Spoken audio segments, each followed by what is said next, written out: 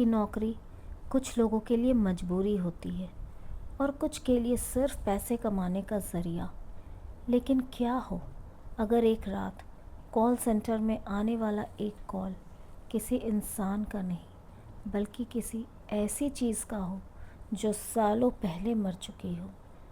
आज की कहानी एक ऐसे लड़के की है जिसने सिर्फ नौकरी के लिए नाइट शिफ्ट ज्वाइन की थी, लेकिन एक रात कुछ ऐसा हुआ जिसने उसकी ज़िंदगी हमेशा के लिए बदल दी। ये कहानी है राहुल की। साल 2021, दिल्ली के एक बड़े इलाके में एक मल्टी स्टोरी बिल्डिंग थी। दिन में वहाँ बहुत भीड़ रहती थी, लेकिन रात में वो जगह लगभग सुनसान हो जाती। उस बिल्डिंग की 7वीं मंजिल पर था एक इंटरनेशनल कॉल सेंटर। वहाँ काम करता था राहुल, 23 साल का लड़का। राहुल पढ़ाई के साथ साथ नौकरी कर रहा था। घर की हालत बहुत अच्छी नहीं थी, इसलिए उसने नाइट शिफ्ट जॉब पकड़ ली, शाम 7 बजे से सुबह 5 बजे तक। पहले कुछ दिन सब ठीक चला। ऑफिस में उसके कुछ दोस्त भी बन गए, समीर, विकास और एक लड़की नेहा। सब लोग मजाक करते, रात में चाय पीते और काम ख़त्म करके साथ ही घर जाते। लेकिन एक बात राहुल ने नोटिस की थी। ऑफिस के सबसे पुराने कर्मचारी मिश्रा सर हमेशा एक बात कहते, रात के 2:17 के बाद अगर लैंडलाइन बजे तो कभी मत उठाना। सब इसे मजाक समझते। एक दिन राहुल ने हंसकर पूछा, सर ऐसा क्या है उस टाइम? मिश्रा सर का चेहरा अचानक गंभीर हो गया। उन्होंने धीरे से कहा, जिसने भी कॉल उठाई है वो ज़्यादा दिन यहाँ नहीं रुका। सब हंस पड़े, राहुल भी। उसे लगा ये पुराने ऑफिस वाले बस नए लोगों को डराते रहते हैं, लेकिन वो नहीं जानता था कुछ हफ्तों बाद वही बात उसकी ज़िंदगी का सबसे बड़ा डर बनने वाली थी। एक रात करीब 1:50 पर ऑफिस में बहुत कम लोग बचे थे। कुछ लोग ब्रेक पर थे, कुछ कॉल में बिज़ी। अचानक बिजली कुछ सेकंड के लिए गई। पूरा फ्लोर अंधेरे में डूब गया। जैसे ही बैकअप आया, राहुल ने देखा उसके सिस्टम पर अपने आप एक नंबर फ्लैश हो रहा था, अननोन इंटरनल लाइन। लेकिन फ़ोन बज नहीं रहा था, बस स्क्रीन चमक रही थी। उसने नेहा को बुलाया, ये देख, ये क्या है? नेहा का चेहरा अचानक उतर गया। राहुल, इसे मत छूना। क्यों? बस मत छू। उसने जल्दी से सिस्टम बंद कर दिया। राहुल को अजीब लगा, लेकिन उसने ज़्यादा ध्यान नहीं दिया। ऑफिस के एक कोने में एक छोटा सा कैबिन था, हमेशा बंद, कांच पर अखबार चिपके हुए। किसी को अंदर जाने का परमिशन नहीं था। एक रात राहुल ने समीर से पूछा, इसमें क्या है? समीर ने धीरे से कहा, सुना है पहले यहाँ एक लड़की काम करती थी, प्रिया। फिर? समीर चुप हो गया। कहते हैं उसने यहीं अपने आप को मार लिया था। राहुल हंसने लगा, भाई हॉरर फिल्म कम देखा कर। समीर बोला, मजाक नहीं कर रहा, रात में उस तरफ कैमरे भी बंद हो जाते हैं। राहुल को पहली बार हल्का डर महसूस हुआ। उस रात घड़ी में 2:17 हुए। पूरा फ्लोर लगभग खाली, सिर्फ राहुल और 2 लोग बाकी थे। अचानक लैंडलाइन बज उठी, एकदम तेज़ आवाज़। राहुल ने इधर उधर देखा, कोई नहीं आया। फ़ोन लगातार बजता रहा। उसे मिश्रा सर की बात याद आई, लेकिन उसने सोचा ये लोग बेवकूफ़ बना रहे हैं। उसने रिसीवर उठा लिया। Hello, customer support. दूसरी तरफ कुछ सेकंड तक सन्नाटा। फिर एक लड़की की बहुत धीमी आवाज़ आई, मुझे बाहर निकालो। राहुल सन्न था। Who is this?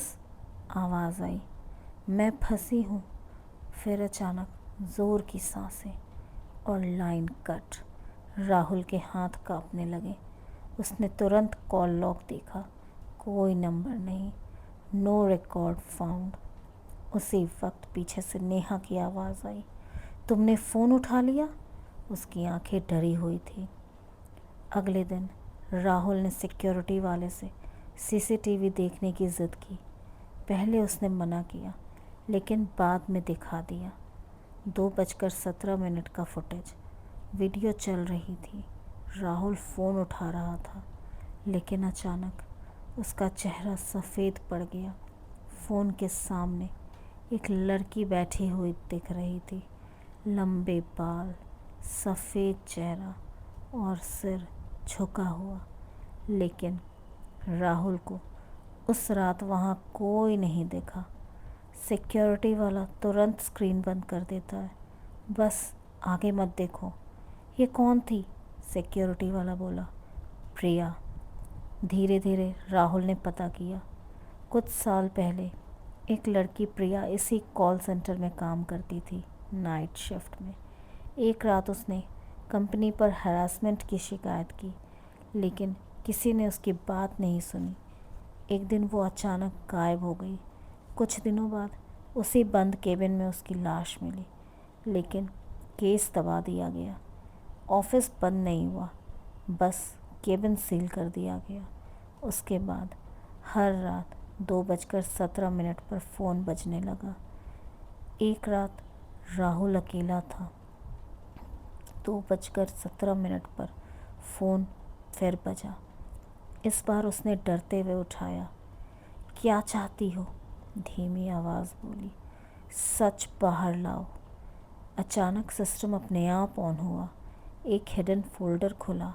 उसमें रिकॉर्डिंग्स थी, ऑफिस मैनेजर की आवाज़ें, धमकी, रोती हुई लड़की। राहुल समझ गया ये प्रिया के सबूत थे। लेकिन तभी ऑफिस की सारी लाइटें बंद हो गई। अंधेरा। फिर कांच के पीछे किसी के चलने की आवाज़। राहुल ने देखा बंद केबिन का दरवाज़ा धीरे धीरे खुल रहा था। अंदर एक लड़की खड़ी थी, झुका हुआ सिर, बाल चेहरे पर, और वही आवाज़। क्या तुम मेरी मदद करोगे? राहुल भागना चाहता था, लेकिन उसके पैर जैसे जम गए। अचानक सारे फ़ोन एक साथ बजने लगे। हर सिस्टम स्क्रीन पर सिर्फ एक लाइन, हेल्प मी। पूरा फ्लोर ठंडा हो गया, जैसे एसी अचानक बहुत तेज़ हो गया हो। राहुल कांप रहा था। तभी उसने देखा कांच में अपनी परछाई के पीछे वही लड़की खड़ी है, बहुत पास, इतनी पास कि उसकी ठंडी सांस महसूस हो रही थी। अगले दिन राहुल ने सारे रिकॉर्ड इंटरनेट पर डाल दिए। केस दोबारा खुला, मैनेजर गिरफ्तार हुआ, लेकिन उसके बाद कुछ अजीब हुआ। 2:17 वाली कॉल आना बंद हो गई। बंद केबिन भी हमेशा के लिए खोल दिया गया।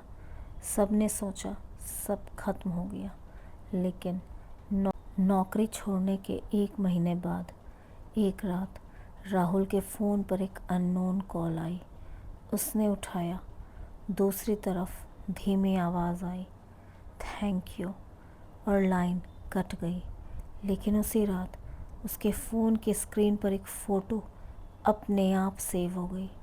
ऑफिस की खाली फ्लोर और दूर कांच के पास एक लड़की मुस्कुरा रही थी। तो दोस्तों, क्या सच में प्रिया की आत्मा इंसाफ चाहती थी, या फिर राहुल के साथ जो हुआ वो सिर्फ उसके दिमाग का भ्रम था? लेकिन सवाल ये है, अगर आपके ऑफिस में रात 2:17 पर फ़ोन कॉल बजे, तो क्या आप उसे उठाओगे?